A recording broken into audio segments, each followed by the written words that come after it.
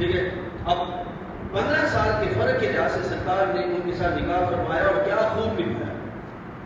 یہ پھر اور تاریخ کی طرف چل پڑے گی، اس طرف ہم نہیں جائیں. اس کے بعد سرکار نے حضرت خدیجہ کے وصال تک سرکار نے دوسرا نکاح نہیں کیا، اور جتنی بھی اولاد ہوئی حضرت خدیجہ سے.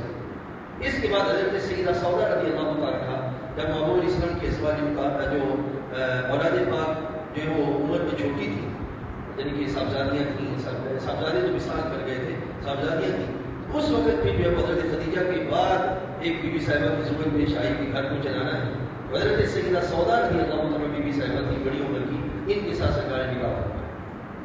ٹھیک ہے. اس کے بعد باری آئی حضرت سیدہ عائشہ صدیقہ رضی اللہ عنہا. ٹھیک ہے. حضرت عائشہ رضی اللہ تعالیٰ کے ساتھ سرکار نے جو نکاح فرمایا اس حاصل یہاں جو بات، کیونکہ ویسے تو پوری آپ کی سیرت تجربہ بڑی بڑی ہے، لیکن یہاں پر اعتراض کی باتیں بنتی ہیں. میں وہ صرف پہلی بات آپ کے سامنے اختصار کے ساتھ رکھوں گا.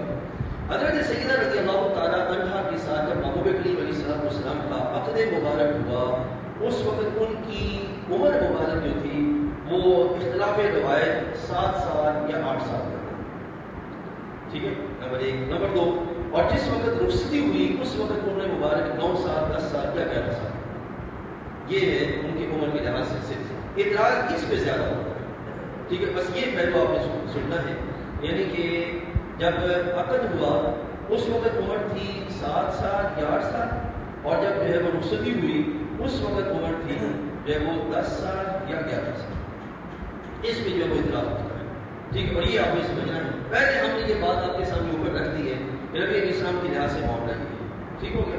اب معزز حاضرین یہ بات سمجھنے کے لائق ہے کہ سب سے پہلے کیا محبوب کریم علیہ السلام کا اس عمر میں جو نکاح ہوا، یعنی کہ حضرت بی بی صاحبہ کے ساتھ اس عمر میں جو نکاح ہوا، اس نکاح پر اس وقت حضرات صحابہ رضوان اللہ یعنی مجمعین یا ان کے گھر والے ان کو کسی طرح کا کوئی اعتراض تھا؟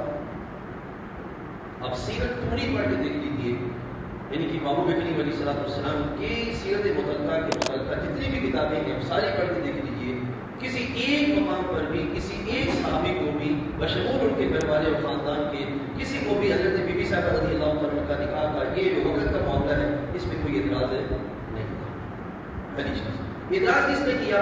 اعتراض بعد میں جو یہودی مستشرقین یا عیسائی مستشرقین جو تھے انہوں نے جب وہ سیرت کے پہلو پڑھے اس وقت ان کے ہاں جو عورتوں کے حقوق کے لحاظ سے ان کے ذہن میں سوچ اٹھی نام نہاد، اس کے لحاظ سے انہوں نے یہ اعتراض بنایا اور یہ اعتراض بنا کر مسلمانوں کے درمیان میں اٹھا.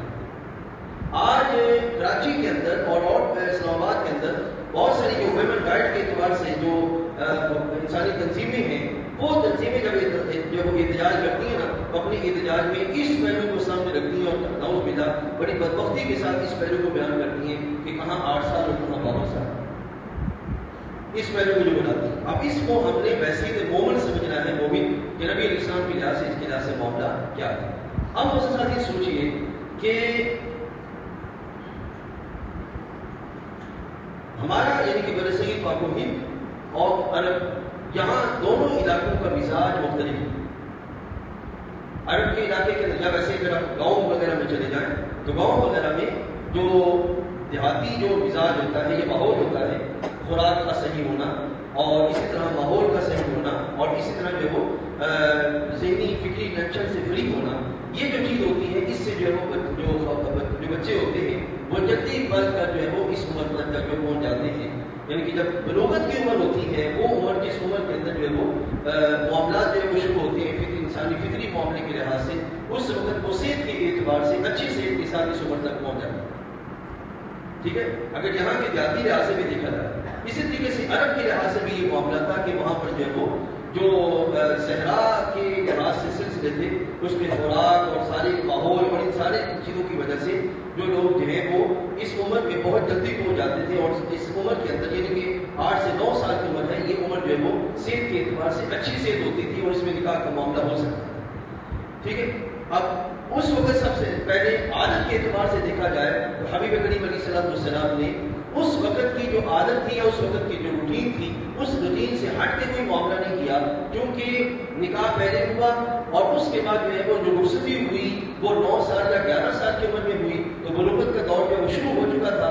تو کے اعتبار سے بھی اس میں کسی طرح کی کوئی وضاحت نہیں کہ جب خاتون جو وہ بنوت کے دور میں شامل ہو گئی، اس دور میں آ گئی، تو اس کے بعد اس کا جو نکاح کا معاملہ ہو سکتا ہے۔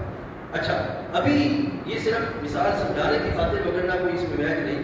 مغرب میں کئی ایسی لڑکیاں جو اس عمر میں ہی مائیں بن رہی ہیں، وہاں پر تو مغرب کو کوئی اعتراض نہیں ہے، اور جہاں پر جو وہ نکاح کا معاملہ ہے اور لیگلی جو ہے وہ درست معاملہ ہو رہا ہے، تو وہاں پہ اعتراضات بن جاتے ہیں۔ مغرب میں آپ جا کے نیٹ پر سرچ کیجیے، 13 سال کی عمر میں، 12 سال کی عمر میں باقاعدہ جو ہے وہ لڑکیاں مائیں بن رہی ہیں۔ اگر لڑکیاں مائیں بن رہی ہیں وہاں پہ کوئی اعتراض نہیں، اور یہ کہہ دیا جاتا ہے کہ جناب ان کو فکری آزادی ہے، طبی آزادی ہے، اس کی پرسنل چوائس ہے، یہ جیسے چاہیں اپنی زندگی گزارے۔ تو اگر یہاں پر حقوق کی کسی طرح کی کوئی پابندی نہیں ہوتی تو وہاں پہ پابندی کا کیا معاملہ؟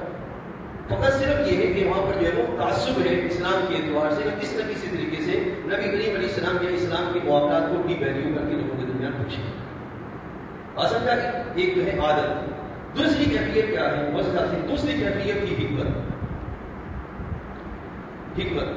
اب توجہ ملائے بات، حکمت یہ ہے کہ محبوب کریم علیہ السلام کا جب جو وہ عقد مبارک ہوا اور اس کے بعد رخصتی کا معاملہ، تو اس رخصتی کے معاملے میں حبیب کریم علیہ السلام اور آپ کے ساتھ جو سرکار کا جو معاملہ تھا، حضرت سیدہ عائشہ رضی اللہ تعالیٰ عنہا کا حجرہ مبارک وہ تھا جس میں کثرت سے اللہ کے احکام نازل ہوئے، اور نبی علیہ السلام اکثر اسی حجرہ میں تشریف فرما ہوتے، اور کئی دفعہ جو خواتین نبی علیہ السلام کے پاس آتی مسائل پوچھتی اپنے متعلقہ، خواتین کے متعلقہ جو مسائل ہوتے وہ پوچھتی، حبیب علیہ السلام کی ابتدائی موٹی باتیں بتا دیتے، اور جب وہ تفصیل پوچھنا چاہتی تو سرکار دو عالم صلی اللہ علیہ وسلم یہ فرماتے کہ میں عائشہ کو بتا دوں گا، اس سے آ کے پوچھ لوں۔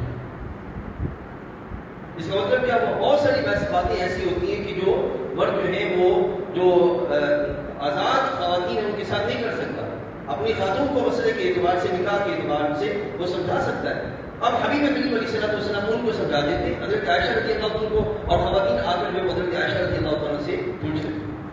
اب یہ وہ حکمت کے معاملات تھے کہ محبوب کریم علیہ السلام نے ان کے ساتھ جو نکاح فرمایا۔ پہلا معاملہ کیا تھا؟ اچھا، عادت سے بھی پہلے یہ عظیم معزز حاصل یہ سن لیجیے، عادت سے بھی پہلے نبی کریم علیہ السلام کے اپنے فرامین موجود ہے کہ اللہ تعالیٰ نے مجھے حضرت عائشہ رضی اللہ عنہ بتایا، لیکن عائشہ رضی اللہ عنہ، اب میں بڑی لطیف بات آپ کو سمجھا سکتا ہوں، آپ حیران ہوں۔ نبی علیہ السلام کی ایک پھوپھی صاحب بہن تھی، حضرت زینب بنت جحش رضی اللہ عنہ، پھوپھی صاحب بہن تھی سرکار۔ حضرت زینب بنت جحش رضی اللہ عنہ کا پہلا نکاح ہوا تھا حضرت زید سے۔ کس سے؟ حضرت زید سے، سرکار کی منہ بولے بیٹی اور غلام تھے، زید سے نکاح ہوا، کچھ ہم نہ سکا، طلاق ہو گئی۔ ٹھیک، جب طلاق ہوئی تو خالق کائنات جل وعلا نے عرش پر حضرت محبوب کریم علیہ السلام کا سیدہ زینب سے نکاح ہوا، یعنی کہ زمین میں نکاح نہیں ہوا، عرش پر رب تعالیٰ نے زبان نکاح فرمایا، اور بذریعہ جبریل امین نبی علیہ السلام کو مطلع کیا گیا کہ آپ کا نکاح حضرت زینب سے کر دیا۔ ٹھیک ہے، اب یہ سارے معاملات کیا ہیں؟ ایمانی معاملات ہیں، اور ہم نے ان کو ایسے ہی دیکھنا ہے، اس کے برعکس کوئی سوچ نہیں۔ ٹھیک ہے، تو اسی طریقے سے حضرت سیدہ عائشہ رضی اللہ تعالیٰ ان کے لحاظ سے بھی نبی علیہ السلام کے فرامین موجود ہیں۔ رب تعالیٰ جل وعلا نے حضرت عائشہ رضی اللہ تعالیٰ کو جو ہے وہ نکاح کی، اور جو بیوی کی صورت میں رب تعالیٰ نے مجھے جو ہے وہ عطا فرمایا۔ ٹھیک ہے، اب حکمت کے پہلو کیا ہے؟ بہت سارے حکمت کے پہلو یہ ہے کہ حضرت سیدہ عائشہ رضی اللہ عنہ، آپ اس بات کو سمجھ سکتے ہیں، بڑی قابل غور بات ہے کہ بچہ بچپن سے جب